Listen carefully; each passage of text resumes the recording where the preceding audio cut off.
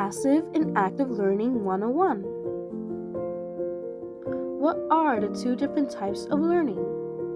Passive and active. But first, what exactly is learning?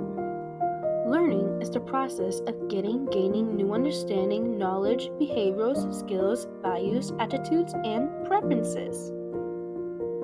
There are 3 steps to learning anything, and those steps are encode new ideas, which is basically getting the information into your brain. You are going from not understanding to understanding. Once you understand what you are learning, you finish the first step. Store them. You are stabilizing that information. In this stage, you understand them enough to be able to remember them from a few hours or days prior. Retrieve and use them. Pull out and apply the information from your brain, basically being able to recall the steps you took and applying them. And that's learning in a nutshell. So what exactly is passive and active learning? Passive learning is a learning approach in which students receive information from the instructor, internalize it as their own. While active learning helps students remember things better by getting them to do something with the information, like talking about it, writing it down, or trying it out. Let's talk about passive learning. Passive learning is one of the slowest ways to acquire knowledge, but it has its benefits. Passive learning is helpful because it lets you take in a lot of information quickly.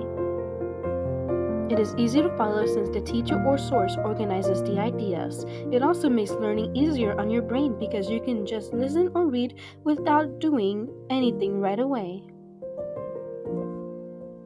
Examples of passive learning: listening to a teacher talk, reading a book of article, watching a video or lesson, looking at pictures or slides, taking notes while someone explains. Passive learning is great for slow learners and low stress. Let's talk about active learning. Active learning makes learning stronger because students use their own thinking instead of only listening. This way they can see what they know, find out what they don't know, and fix their mistakes. Examples of active learning: answering questions about a lesson, talking about the topic with a friend, solving problems or doing practice work, teaching someone else what you learned, making a drawing or chart to explain the idea.